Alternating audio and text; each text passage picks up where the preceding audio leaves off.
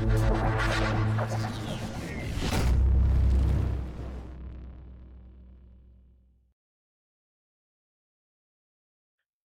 and welcome to the RTO Show. I'm your host, Pete Shao. Today we've got somebody who I've been dying to get on the show.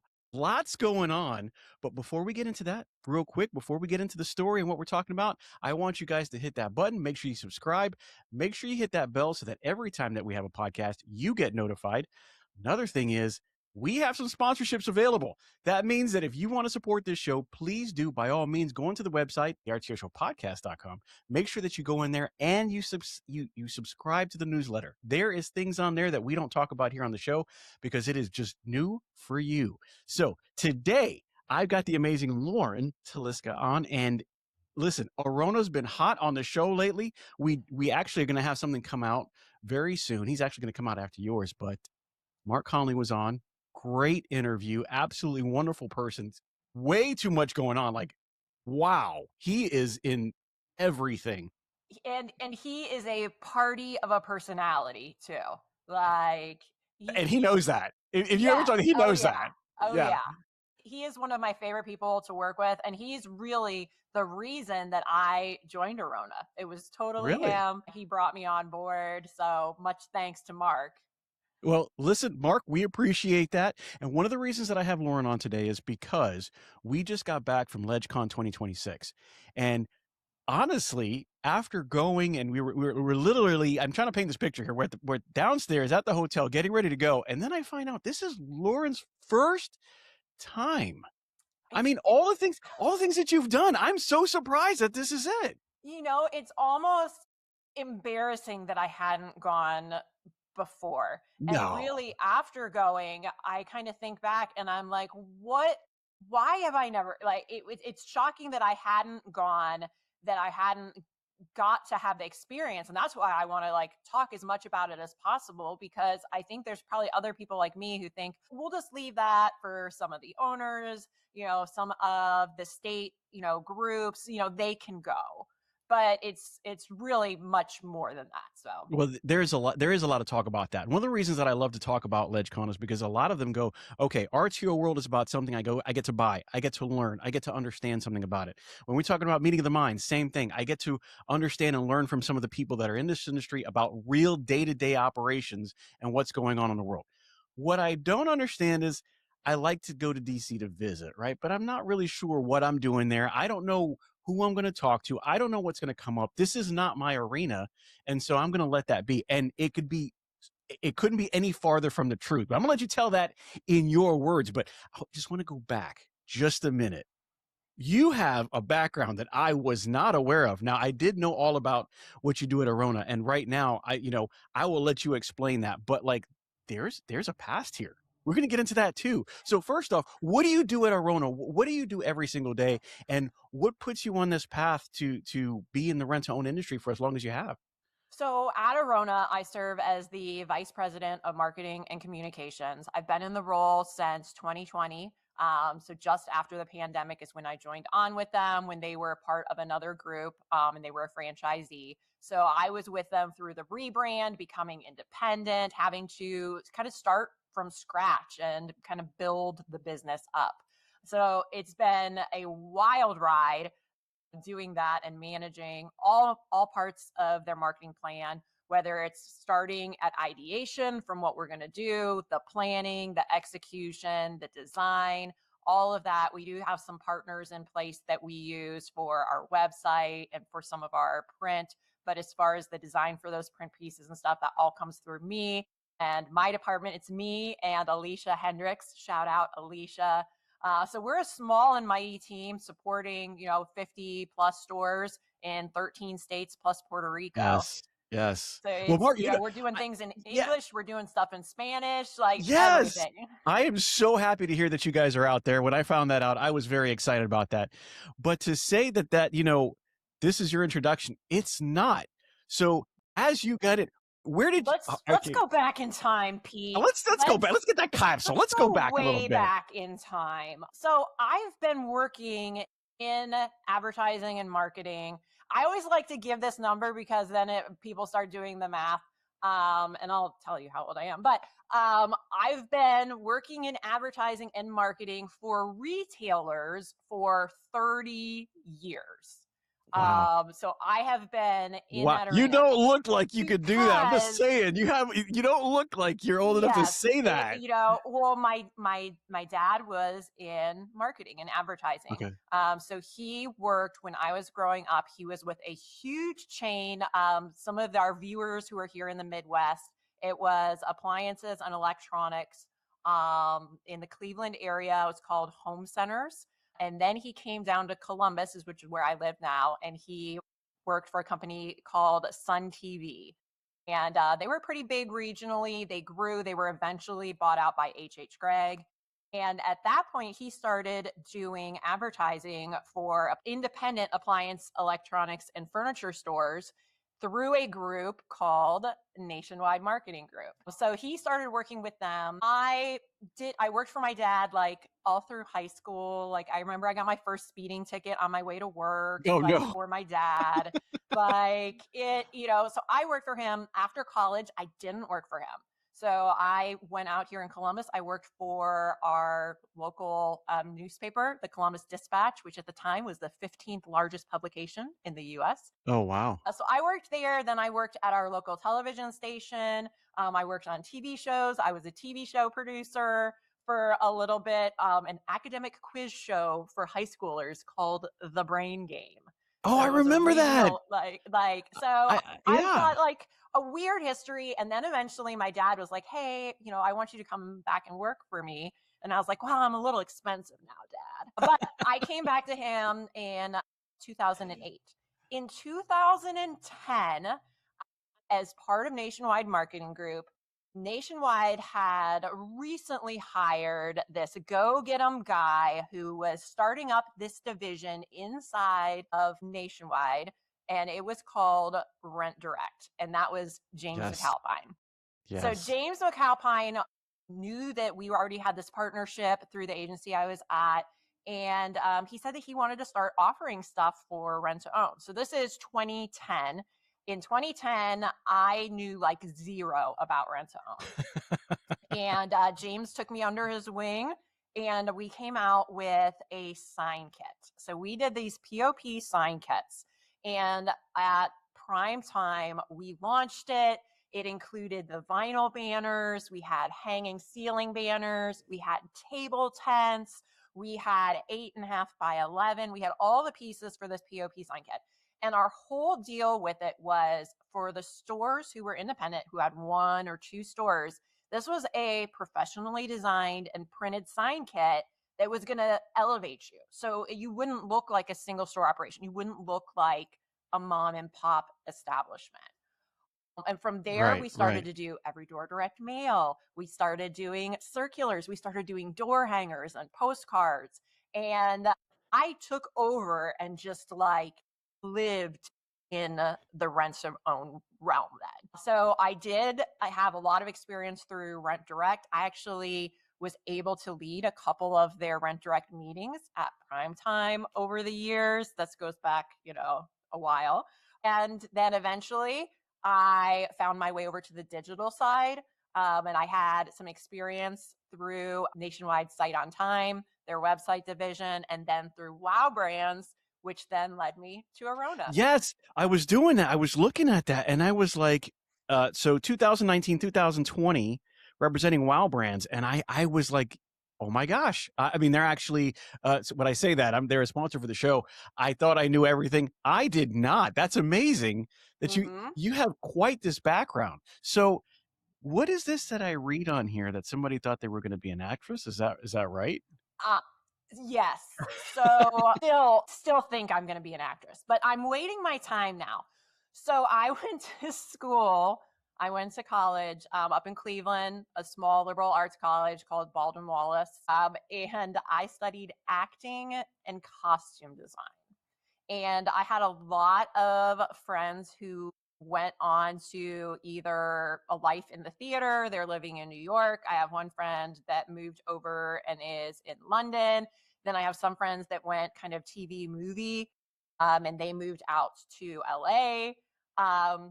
that wasn't going to be the path for me. I did do a lot of local theater here until my kids were born, just because it takes so much time and I didn't have time for Yeah. it. But Right. I still love acting. And it's my goal that when my children are older and there's great parts for older people in local like community theater. And I want to Theater, become yes. like that woman. Like I'm going to be that woman, and especially when you're older, the older lady parts are the best. Like the crazy Karen roles, like those, like that calls to me. Like I could be a My crazy God. Karen.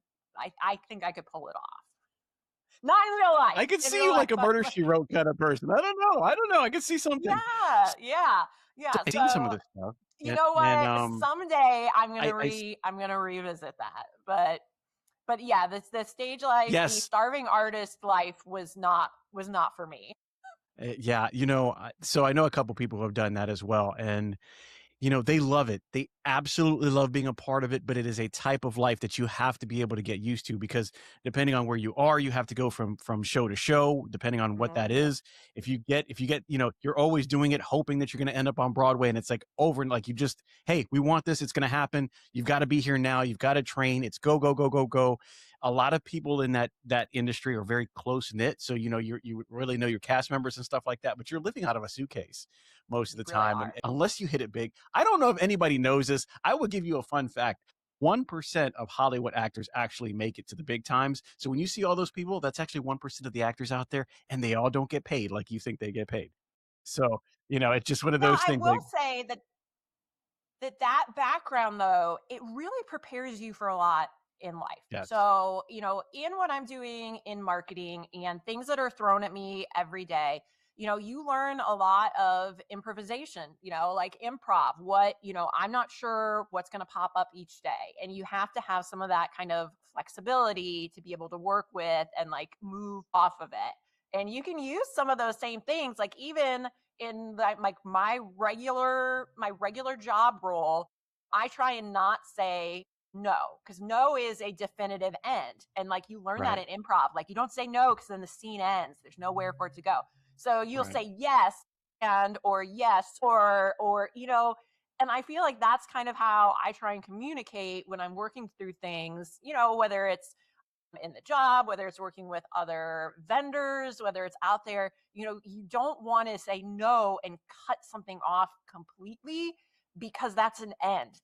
You're not leading to anything where you can grow or you can improve what you're working on. Well, I can definitely tell you, I've listened to you speak a couple of times. You do an amazing job. I would imagine this has something to do with it. Also, coming up probably somewhere in your future, I hear that you're going to be a part of the Women's Forum. Is that right? I am. I am. So this will be our third forum that we are doing coming up at RTO World. And each year it has just improved and we're really finding a fantastic groove where we're presenting a topic that's not exclusive for women, that's not this isn't a conversation that's just for women, but it's being presented by a group led by women. So it's really empowering to all of us to be able to kind of raise how many women we have visibility to Yes. and that we're hearing from on stage at these events in strong leadership positions, talking about things that they have gone through, things that they have done, things that have helped them to grow, help them to be better communicators, and all of those things. And it's just been such a great way to really bring up all of the women in the industry. Honestly, I love the idea. Some of my favorite people are the women in the industry, Jen Troke, Amberly Maya, two people that I absolutely love. Cindy Hyduke, always on the top of my list.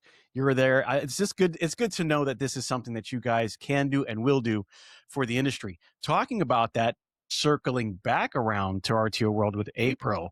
So in April, we got a chance to go to LedgeCon 2026.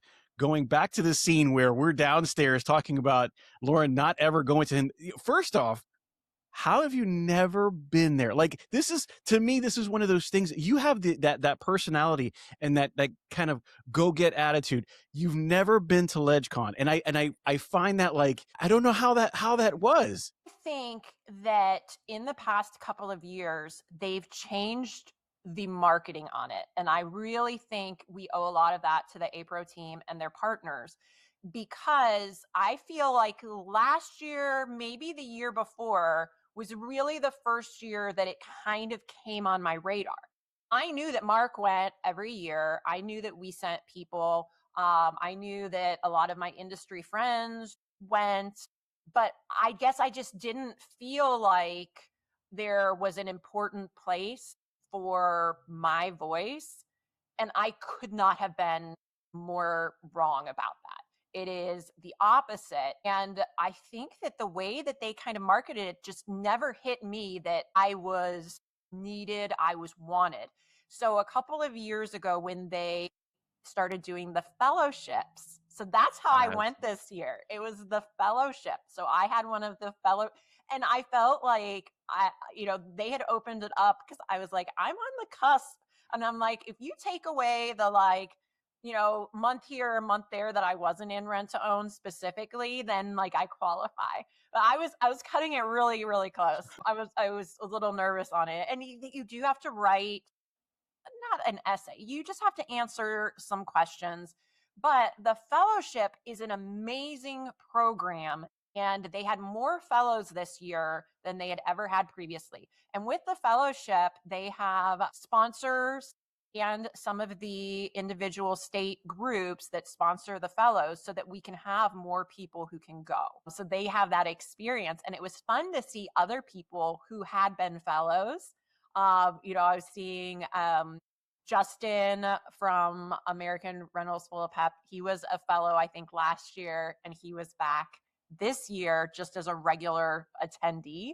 And that's what I plan to do next year. But this fellowship program opens it up, and I think it really helps to advertise and to market that it's not just for the people who are maybe the attorneys of their companies or people who are on Capitol Hill anyways. It's really important that we have representation from every level. And hearing store owners that have one store and store owners that have multiple, and being able to go to their actual representatives and just tell the rent to own story. Like there's nothing more there's nothing that makes your soul feel better about rent to own than being there in that crowd. And I've had times when I'll be out and someone asks me what I do, and I say marketing, and they said, "What do you do marketing for?" And I go, "Oh, it's called Rent Home Essentials. It's a chain of rent to own stores." And like, have you ever had this where you say you work in rent to own, and the person It goes, or they do this? just Mm. drains out of their face. They They're go, like, okay, mm. yeah, it just changes Oh, everything. Yeah. oh. And then they'll say, "Oh, you mean like," and they'll say a brand that we're not. And I'll be like, "Yeah, just like that." And I say it like, "Yeah." Right. Right. And usually you can kind of, talk them through like in polite conversation. But to be able to be there and have meetings where you're not sure if that's going to be their reaction. You're not sure if these legislators and their staff, if they're going to have any idea who we are. But it's so important to change it so that when people hear that you're in rent to own, they don't do the, because Right. that's not the right reaction. That's not, they're It- doing that from a preconceived notion of what it is, which they don't know. They have no idea. right. Right. Well, so help me out. Talk to me. You recently got your first reaction. What was that experience like for you as you first come on? What was the first thing that really caught your attention? Like, okay, this is different. This is not the usual convention. This is something that I can be a participant in, which I didn't kind of know at first I should have been or could have been. How did that feel like? What went through your mind? So the first thing is you could tell that there was so much pre-organization that goes into this. Yes. So when they're getting all the people who sign up for it, with the people who were fellows, when you're providing your information about where you live, where your stores are. And in a lot of cases, they're matching you up so that you're seeing your actual legislators, because they want to hear from their constituents, people that actually have votes in their community. So you could tell by the amount of background work that APRO put together on this, and Lisa scheduling these appointments. Then we had a call before we even went out to go over what some of the conversations were going to be like, what some of the information was going to be, the leave behinds, who the team captains were going to be. And Mark Connolly was my team captain. So, Awesome. and I chose, so Lisa had reached out to me. So I live in Columbus, Ohio. We don't have any stores here. And so she gave me the option of going with the Ohio group, because there are Ohio rent-to-owns that are in the area, and visiting, or going with Iowa. And I did choose to go with Iowa because part of the story that I wanted to tell wasn't just me and my vote, but all of our employees, and all of our employees that are in Iowa, and we were in Iowa, Nebraska group, all of our employees, all of our customers, like those are constituents. Arona doesn't have customers in Ohio. We don't have that direct effect. In fact, there's only one employee in Ohio, and it's me. So it was a little harder for me to connect that story but I do think next year I'll probably go with my local group and break away, and then we can spread out the Arona love a little bit. But the organization of this was very different, and the fact that we weren't doing any presentations. Usually when we're going to a show or even to a meeting or to a regional, I feel like I'm either presenting or I'm being presented to.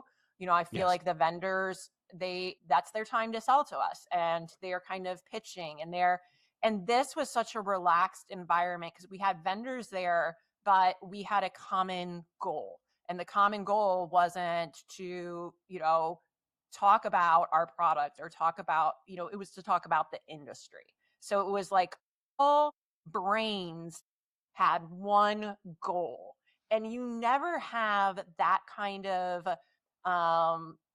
synchronized brain power. And I'm one of these people who, one of my favorite sayings is, no one is as smart as everyone. None of us is as smart as all of us. And that collaborated big brain, which it was like the most knowledge on rent to own, the most knowledge on the history of rent to own, the most knowledge on the laws of rent to own, like all of that, putting brain power into like one hyper focused message. Just, there was no way that you could avoid feeling the warm rent to own, not this, because it was just, it's overwhelming.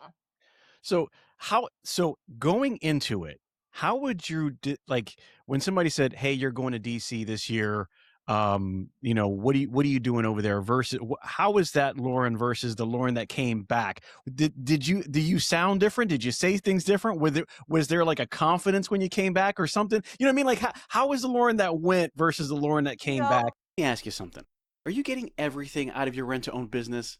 If you're not an APRO member, then the answer is probably no. Look, Advocacy is APRO's bread and butter. This is why they were created and what they do best. But here's the thing. APRO membership is about way more than advocacy. APRO connects you to the movers and the shakers of the industry, people who've been there, done that, and they can help you do it even better. APRO's monthly webinars give you expert insights and actionable takeaways. It's like having a masterclass for your business every single month. Got questions about complex regulations or sticky situations? No problem.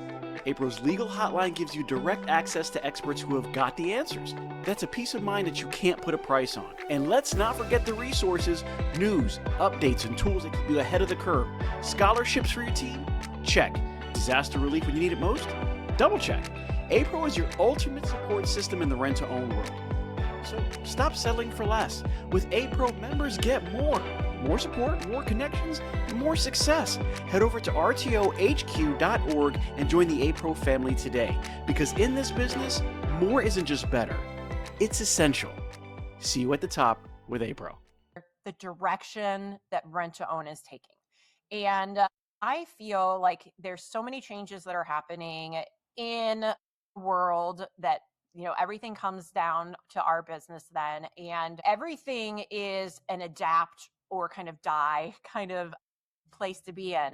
And the energy that I had was that we are adapting, that we are changing, that we are staying ahead of a lot of things on the legislative side and forming these bonds that are going to protect us. And it felt really good to see as an industry that we aren't afraid of change. We aren't afraid of talking about how things really are, making connections. And I know that some of our meetings, they were making connections with people who aren't in favor of rent to own. And really on that, it's a lot of just a lack of knowledge. And for them to be there and continuing to spread that message just gave me this great feeling that we are going down a very good path, that we are making things safer and better for the future rather than waiting until it's too late to try and do something. Well, it sounds like when you came back, you had a whole bunch more to say. It sounds Yeah. like you were just like, it was all there. So walk And me. I liked meeting with the, just kind of seeing how things work in DC. And we were there during a very busy time. Everyone had just come back from their vacation. They were at recess, they had come back. When we were meeting with some of the Congress people who were in the House of Representatives, they had multiple votes that were going on. So you'd see them out in the halls going to their elevators to go down to vote. And then seeing them complain about the elevators that they were like, these are real people. And Right. you see them on TV and you see that. So seeing them in person and understanding how this all works and how many people come and see them and how many asks they get. And in most of my meetings, you were with their head of staff or, with somebody else that was working for them in the department. But those are people who have a lot of sway then. They're the people who are taking those meetings. And they were all so young. Oh God, yes. So Oh God, young. yes. And They're very it's young. like, wow. Like when you think about all the action in DC and how much of it is controlled by like 24, 25-year-old law students, like Yes. it's amazing. It really is amazing to see how that works, see how things can actually go through. But then when we did talk to some of the actual people in charge, it was just so great to have that FaceTime and know that in the future they know who we are. Oh, absolutely. So walk me through a day. Walk me through the day. What happened? What did you do? And who was in your group? Like what exactly happened in that day that, you started the day, you went through the day, we had an end of day. What happened in Lauren's day? Well, in my day, okay, so our group was fantastic. So we were Iowa, Nebraska. So from Arona, we had Mark Connolly and Brian Melhouse. Brian Melhouse is our attorney for BCP, which is Arona's Mother company, right? ownership Yeah. group. So we were representing Arona. Then we had Bill French from O'Rourke, and we had Danelle as well. Then we had Chad Fosdick in our group. So we were a great, we had Chad, which represents a one store, but he, is owner, franchisee. Then we had ours that represents a little bit bigger. We had a vendor with us that represents, they have warehouses and have people who are working out there. So it was great to have those actual people with us. So the very first meeting that we had was with the office of Chuck Grassley. Chuck Grassley is like the oldest man in the Senate. Bill made multiple jokes that, Chuck is probably the only one that's older than him. And Bill was that Bill sounds was good. a little unhinged. Bill was great. He would say some things, and it was funny because I think some of it was very well received by the people we met with, but he wasn't afraid to kind of challenge some of the opponents of rent to own, and kind of call them out. He got really going. And the one congresswoman that we met with, Marionette Miller Meeks, who is she's in Iowa, House of Representatives. She was in the meeting, and this meeting like derailed. She and Bill just played off each other for like 10 minutes. They just talked about things that were wrong in the world and this, and it was like the funniest thing to watch. And she just encouraged him to like dig in and like pushed him to say like things. It was really fun to watch. But our first meeting, Chuck Grassley, I'm like, I'm not sure if what I'm going to do. And Mark had told me, he goes, Lauren, well, when we get in this meeting, like I'll kick it off. I'll go over some of why we're here, some of the economic impact. And this was another great thing that APRO put together. For each of our meetings, they had an economic impact, like single sheet. So if at any time in the meeting you got like a little caught up on what to talk about, there were facts on there about the industry. One of the facts that I really liked was it called out for our Iowa papers in the state of Iowa how many Walmarts there are and then how many rent-to-own stores there are. And there's more rent-to-own stores in Iowa than there are Walmarts. But it was an interesting figure to kind of show them how many there are of things. But so we had that sheet, and Mark had said he was going to kick it off, and then Chad could talk, and Bill and Danelle. And he was like, and Lauren, I know you're not going to be able to stop yourself from talking. And I'm like, thanks, Mark. But he knows me well. So he was like, I know, but you don't have to. And I was like, really? I will probably in the first one, because I wasn't sure. Like, I've never done this before. I've never met with a legislator ever. Like, I have been at a fundraising event, or I've had someone come up to my house and, talk to me and ask for my vote, things like that. But I've never had time to sit down at a desk. So I fully wanted him and Chad and Bill and Danelle to take the lead on it, because I didn't want to, just distract or so we get in the meeting, he kind of goes through it. Then he kind of like throws it to me. And I'm right. Man, oh man. So what I had prepared to kind of talk about, I had been a little worried about talking about my connection to rent to own, because I kind of felt like going into this, and I do have a kind of changed on this. I kind of felt like my marketing background wasn't as moving of a story for a representative to say, oh, well, I do the marketing for this company. I'm not dealing with the customers directly. I'm not in that role in the store.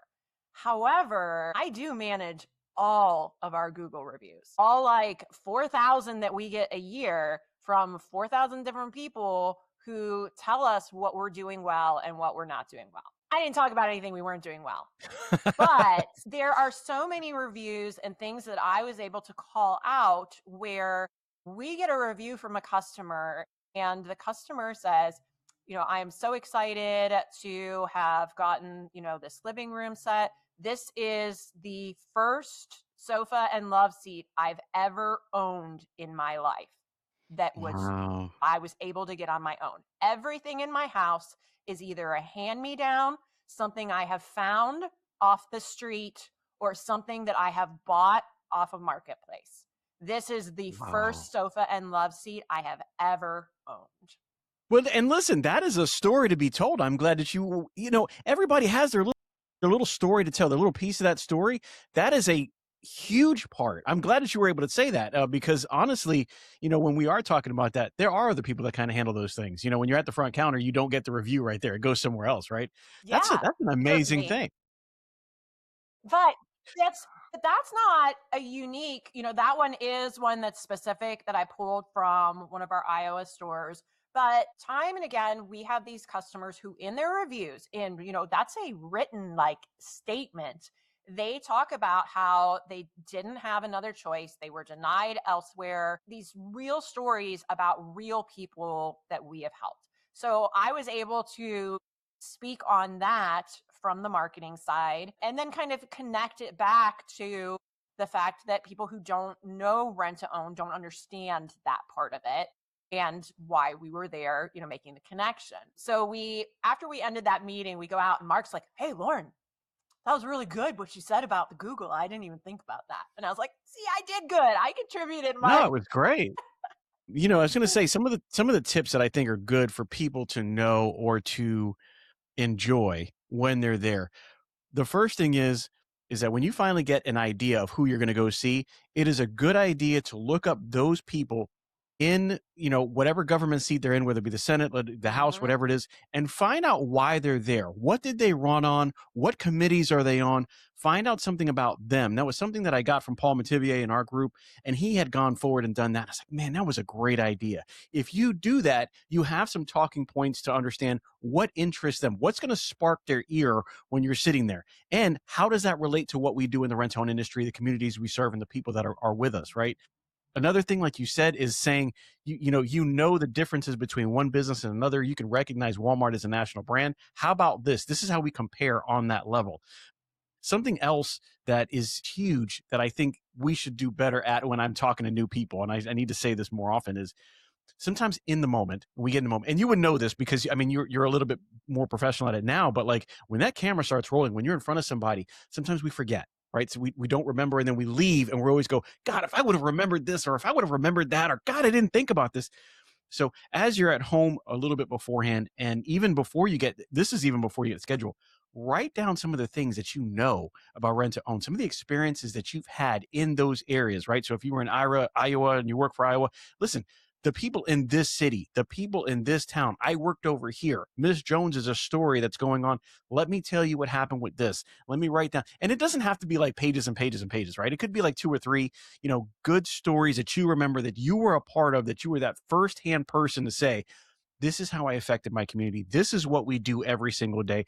This is the kickball team, or the softball team, or the baseball team that we were able to help out. This is the young lady that I was able to get, some bunk beds for her children, or whatever the case is. This is how we helped out.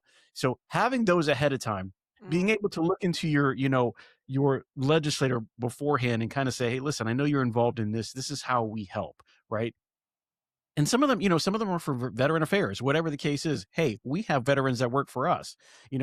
John over here or Nancy over there, they do that as well. Let me talk to you about that, because they work hard. They're well known in our community, and this is why it matters, right? So 2 tips that I wish that somebody would have taught me beforehand. So I'm going to give that to you guys for free. So what would you say? Because I know you're like halfway through your day, but as you're going through this, if somebody was on the fence, what would you say to them now, knowing what you now versus them? And we'll go through the rest of your day, but like, what's something that you would say if you're on the fence? Listen, this is what hit me during my day on the Hill that I think, like, you should know this. This might change your view on things. I think just laying out what a person in your community, and I feel like it was very important to relay it as a real person in the community, what their choices are if they have bad or no credit, and really what their options are and what the consequences are. And we, towards the end of the day, and it is interesting because in each of your meetings, the things that come out of each of us did change as we remembered other stories, or we kind of were able to pull based on where the conversation was going. But I feel like people who don't understand rent to own truly don't understand the limited options that somebody would have to get something, and how those options suck. There's things that go wrong with it. Even if they had credit, let's say they open a store credit card to get a washer and dryer, but then they lose their job. Well, they can't take that washer and dryer back and get their money back. Then they're going to have to pay off the credit card. Maybe they can offload the washer and dryer at a loss and make a payment, but probably not to cover what they owe. And it's going to live on their credit. If they don't pay it, they're going to get a ding for like 7 years on their credit, or they're going to continue paying the minimum. Like, that's not a good option. Then, okay, well, they're going to go to Marketplace and they buy a washer and dryer. Okay, I've bought stuff off of Marketplace, and it's a gamble. It is a gamble. You don't know what you're getting. You don't know whether it's a deal, whether it's not a deal. So you buy something off a marketplace. A month later, that dryer starts making a noise like it's a jet plane about to take off because the ball bearings are completely toasted in it. What are you going to do? You don't get free service on it. You don't get a loaner that comes and swaps it out. And your kid probably has practice where they got to get a clean uniform. So you got to you got to go to the laundromat. You still don't have something. You've wasted this money. And it's like the options for people to have suck. They suck. They're not great. And what we provide is more beneficial because of all of the protections that we have in rent to own to protect their purchase. It makes sense for them to do that. And it's something that gives them the ability to shop, to get the things that they want, to get the things that they need. And really hammering home that story of not having another choice, I think it paints a clear picture to a lot of people how beneficial rent to own really is. So is it safe to say that your story now for rent to own is really something that you can go back and say there was so much of a deeper understanding of the story of rent to own and how we need to really put that forward, because there's a lot of misunderstanding when it comes to our industry that needs to be told. Is that safe to say? It is. And I feel like I have a better appreciation now when I'm looking at my Google reviews and I'm reading them, because I understand that, well, we strive for 5. We want to get the good Google reviews because of all the back end stuff it helps with. It really helps me to appreciate what we're doing and to be able to paint an actual clear story with real written ideas of how we are making things better for people. Like, it's not just about making us appear better in the algorithm. It's about those are people who we've made a real difference for.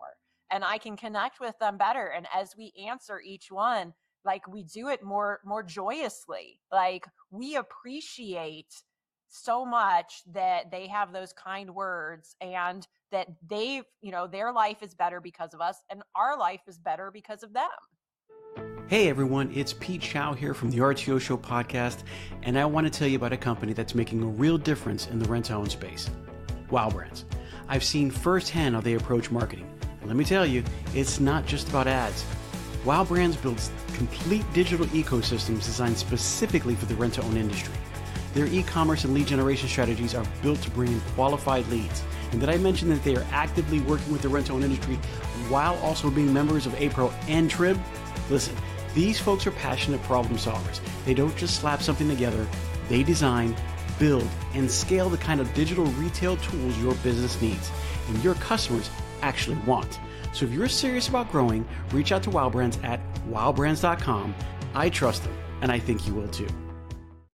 Well, I gotta say, I'm a little jealous too of the people that you were with, because the stories that probably went around that room were probably, number one, I love Bill Frey. He's one of my all-time favorites. He is going to be, when he retires, it's going to be one of those days. Like, I'm going to miss you, sir. Chad Fossick is actually one of the, again, he's on the top of my list. I love Chad. We've had many conversations through many times where we're just like, he told me one time when I was really in a crazy situation, he's like, Pete, you can call me and ask me anything. I will tell you anything. And, there's got to be that one time where I'm going to find out. We have some great conversations, and he has been very transparent with a lot of things. He is just a great operator. He's a great entrepreneur. And he's a great advocate for this business. Seeing how that goes around, how is the handoff game? So you start getting a little bit better. You go into the afternoons. I always notice that in the afternoons, it's always better for the handoff. Like, somebody's telling the story and the handoff is easier. Somebody else takes it a little bit easier. There's another story that comes out that you're like, I didn't even know that one was in there. That's an awesome story. And it kind of goes around. Was there more gelling of this new group as the time went on? I think so. Now, at the end, we did have some appointments that were getting close. So we did break off. So we kind of got a smaller group, but it actually kind of helped us a little bit for those meetings. At that point on our schedule, we started over in the Senate and then we moved over to the House. And in a lot of those, you were meeting kind of in a hallway. You were meeting in a small office. You were meeting and so having those meetings and the ability to be flexible with a little bit of a smaller group did help. But we kind of knew at that point what each person's role was in the meeting. So we knew that, Mark and Bill were able to really speak to the history of rent to own. When they're like talking about Ernie Talley, like as if Ernie Talley is a person, that they knew, like, that is a peer, and Right, they're just right. their vast history, where to me, Ernie Talley is a guy in a book. To me, he's not a real person. He's a real, historical person, but not a person I can connect with. So they could tell that from their long history in it. And really dive into that. Then when it kind of came over to, and I think Danelle had a lot of really great things that she could just pull up that were tied in. Some of the legislators we saw were in her local area, so she could really tie in to community and tie into the jobs that were built and all of that stuff. So we all kind of had roles. Then Brian on our team's a legal guy. Being on Capitol Hill was not new to him. So Right, I'm right. walking around like starry-eyed, like seeing people. We did see Ted Cruz. Nice. And Mark blames my bright suit. I wore like the world's brightest suit.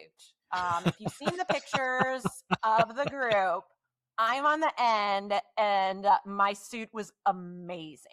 I looked at getting a suit. I'm not normally a suit person. I'm more of a dress person, but I'm like, I'm going to wear a suit on the Hill. But I was like, everyone wears like black or gray or, navy. And I was like, I'm going to get a pink suit. So it's kind of like, I don't even know how you describe the color, but I wore the brightest suit. So as we were walking through the halls, Bill and I were a little behind the rest of the group. And as we were walking past some elevators, Ted Cruz and one of his team were coming around the corner. And first off, I was like this, because he's very recognizable. Wait, you didn't get a picture? You didn't call him for a picture? No, well, I'm very respectful. But so we caught his eye. He obviously caught our eye. Mark says it's because I was dressed like a highlighter, and Ted, couldn't deny it. I just think he felt like Bill and I's great energy. I think he felt our energy. So Ted kind of looks over at us, and we're like, kind of like smiling, like standing, and he walks to us and puts his hand out to Bill. So we didn't like solicit him. He made the approach to Bill, and Bill introduced himself and told him that he's from Texas, and so that was, Oh yeah. a great connection. You get two Texans together. That's all you got to say. I'm from Texas. You're from Texas. And then after his hand, he's like, "Are you from Texas too?" And I'm like, "No, I'm from Ohio." Like, "Oh, sorry. I'm sorry, I'm from Ohio." And then his elevator had come. If his elevator had not come yet, I would have got a picture with him. I had I was ready to do it, but I'm like, he has somewhere to be. I'm a respectful gal. Like, we have this story. Bill and I shared our TED experience, but that was fun for me. And it was also kind of interesting. We saw the TMZ film crew was there. So TMZ, for some of you that gossip junkies, not saying I am, but a little bit. TMZ has always been a very LA establishment, and they kind of cover everything. Like, I think it actually stands for like 30 Mile Zone, which was like the zone that they covered with their gossip. But anyways, I actually never knew that. I've never knew that. You know what? I could have just made that up. I'm not even sure. But anyways, TMZ had people out there, and we saw them a couple times. Like, as you're walking around, you saw the TMZ film crew. And that was like a weird, like, pseudo reality show kind of feeling to see them out there. But it was nice seeing somebody that, and you did see a lot of faces as you're walking that you recognized. Some of them I didn't know their names, but I'm like, oh, that's who they said that thing A lot of that guy. It's that guy. We're looking around and I see a lot of people that I know, whether I voted for them or not. And it's awe-inspiring because you know what? It takes a lot to be up there. I don't care who you are. When you have the entirety of the American nation staring at you for everything that you absolutely do, that is mind-numbing to say the least. So Yeah. I respect them regardless of what side of the aisle they're on. That is just something that, you take for granted. Also, they're real people. And I love being able to see them sometimes because you can see that they're actual human beings. When you see somebody on TV, sometimes you kind of almost like distance yourself from them, like that, like that they're human, but you just don't. It's not the same. We don't live in the same world, and when you see them directly, it is completely different. One of the things that stood out for me, really, and I actually have a picture where they're wanting me and everything, and I don't know why they wanted me, but I enjoyed it way too much. So you go in, and it's like they didn't ask me why I was there. They didn't ask for papers. They didn't make sure of anything. All I had to do was make sure that I didn't have any illegal weapons on me, something that I can go in and do something bad. And I literally was able to walk into Capitol Hill on both sides and really just participate and be a part of that. And I think some people are like, well, what I do see, I'm not going to go very far. You can get in dressed apart, go in, and you can literally wander the halls to the places where they actually work. I mean, you could go to the doors and see the staff. It is something to behold. It's amazing. I love it. Talking about our stories as it all winds down, you come into the debrief dinner. How was that? How was your first debrief dinner? I wasn't sure what the debrief dinner was going to have kind of in store. And you get in there off of the kind of high of having these meetings and being able to represent our industry. Then you're kind of thrown back in the room again with all of these like absolute titans of rent to own. All of the people that I am so impressed that I get to work among, and in some cases consider myself a peer.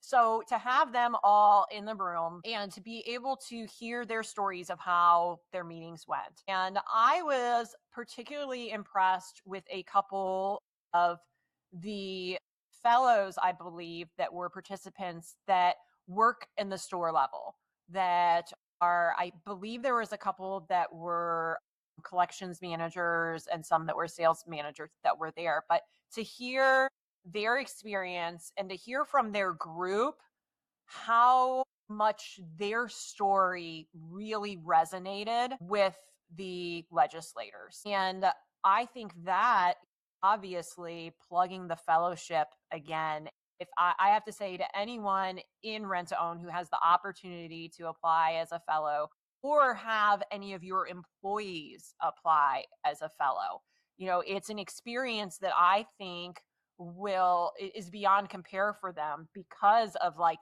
that dinner and because of hearing those stories. And then it got kind of into a conversation where it was a lot of history of our rent to own. Mm-hmm. Our history. It cracked me up because Shannon, the number of years that he has been there, what they had indicated on his pass and through his things, he does not believe is correct. And every time someone could say how many years, then everybody we all knew that his was incorrect. And we all totally bow down to how much experience and how much guidance that, that number, when you get anything above 10, 15, 20, 25 years of going to the Capitol Hill to speak about rent to own is just so amazing. So we got a lot of that history in that dinner too, of the times that they have gone before and things that they have seen and how things have changed. And then hearing all of these well-seasoned rent to own, just kind of going, I think mine should really be this. I think mine, I'm not saying it's wrong, but you said I was here 10 years and at 10 years I got this ring. Or it was funny to hear some of that as well and really appreciate the history of how often we've been going. And in some years, we do have stuff that we need to ask for. And in some areas we are asking, and we're in a good place right now, but it's not any less important than to keep the relationships alive. Absolutely. Absolutely. I love the debrief dinner just because you have the ability to say what's on your mind. You get to see literally people talking about these stories from years and years of built up experience. And I love the idea that in those pairings, they get to put people who have been here for years and years with people who have just gotten there. And this is their first time. And you get to experience what all that knowledge brings you and how they react. And like you said, Bill French, I mean, you know, I've been there a few years, and I don't think I would say half the things that Bill could probably get away with, but he has that commanding presence because not only is he sure of the industry he's in, he's done it for so many years. He's created certain relationships. He's done it over and over and over and over again. He feels like he's earned that spot, and I agree with that. I definitely agree with that. I love the fact that we get to do the debrief dinner. I love the fact that we get to talk about it and have fun and, kind of rile everybody up a little bit. I have said that 23, 24-year joke for quite a few times myself. I love Shannon to death, so I think it's great. Coming into the end, I wanted to ask you a couple quick questions if you didn't mind. But I do want to signify one thing before we go into the questions.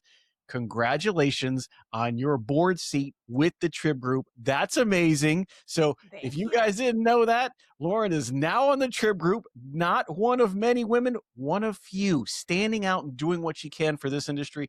Love the idea that you're not only on the board Trib board, you are not only in DC, you're making some waves in Arona. Great things. So real quick, couple of questions for you.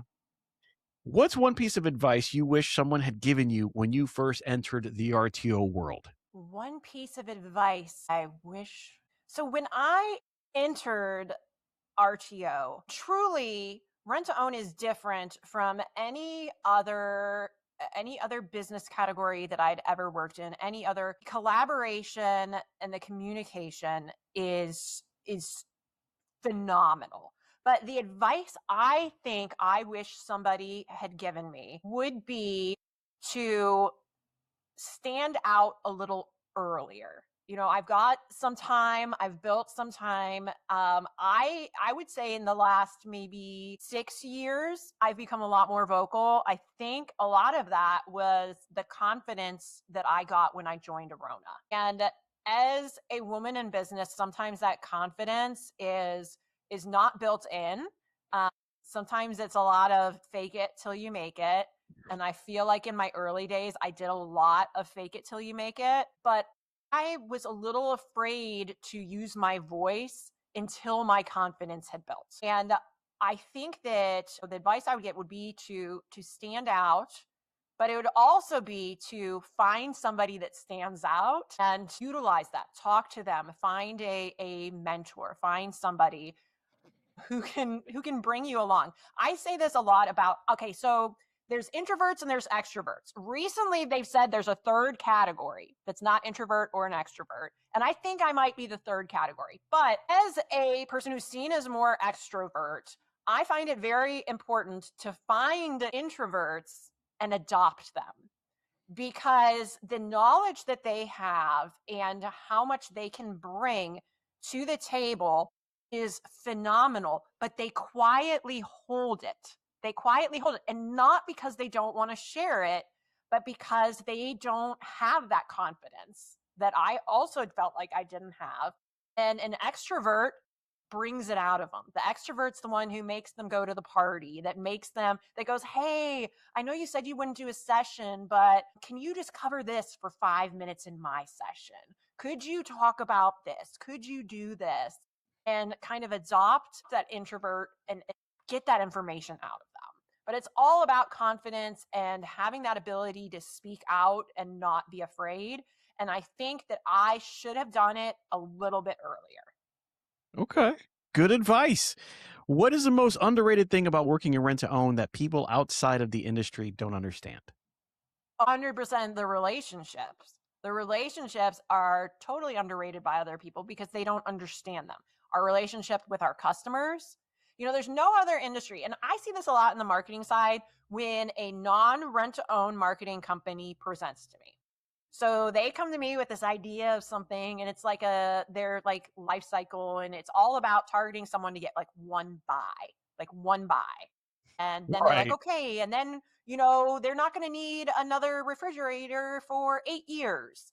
And it's like, yeah, our customer needs something all the time. It's weekly, and there's changes, and we build those relationships. And we know that, that Brian just lost his job, but he got a new job, and this is a better job. And we know that his son is, the captain of the baseball team, and he's doing this. And we know that, Alexa is doing this, and we know all these different things about our customers. So we have our relationship with our customers, our relationship with our team.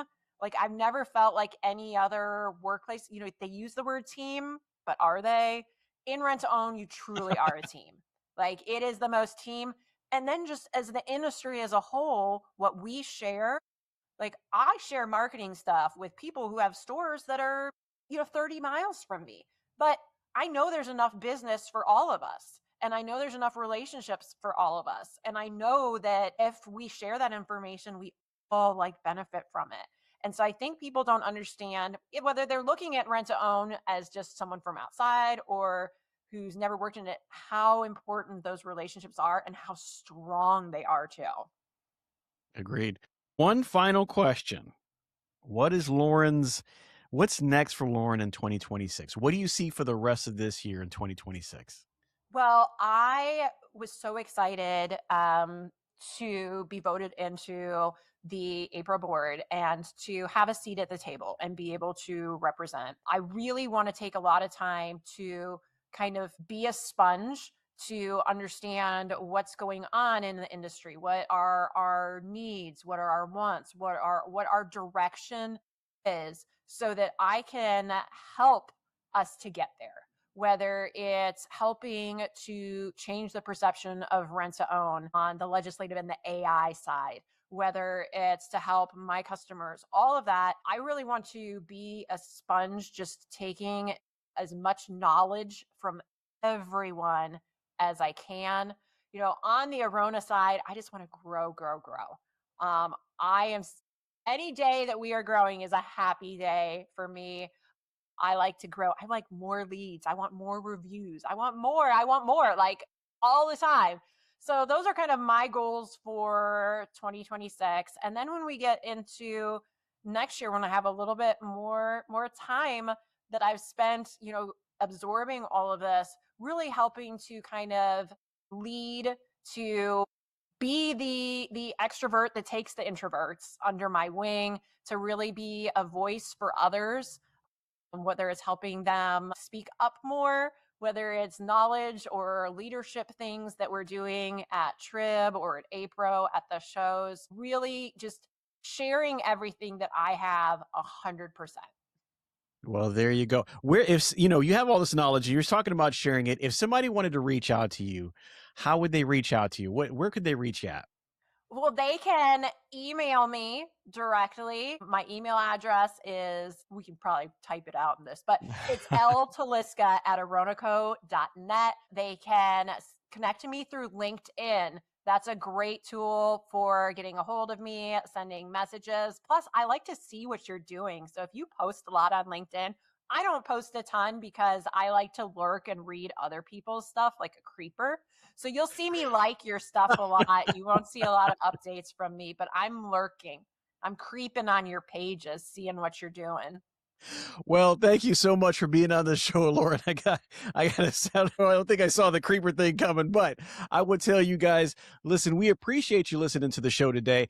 This is one of the reasons why it's so important to be active in the RTO community. I would say right now, if you have somebody that's working for you and they don't know what to do, if they just have a job right now, you want to change that to a career, send them to LedgeCon. They will see in one light why this is the industry they want to be in, with all the passion, all the experience, all the knowledge that's being passed down, and we're showing in one voice. It doesn't matter where you're from. It doesn't matter if it's Arona. It doesn't matter if it's Rent-A-Center. It doesn't matter if it's Aaron's or Great Rooms or Rent King or wherever.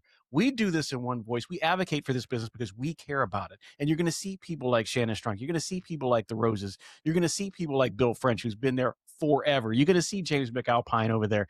These guys have been doing it for years, and they don't do it because they have to. They do it because they want to. And that's the kind of industry I want to be a part of. Make sure that you guys take the time. Go on the website. Again, it's www.thertoshowpodcast.com. You can buy some swag on there. Make sure that you go on there, put down for the newsletter, subscribe, and we're everywhere you want to be. We're on Facebook and Instagram and LinkedIn, where Lauren's going to stalk you, and YouTube, where you're going to see this. So make sure you go on that. Lauren, again, thank you so much for being on the show. Hey, I'm glad that you're here, and I'm glad that we got to get your story out. I will tell you guys, as always, get your collections low to get your sales high. Have a great one.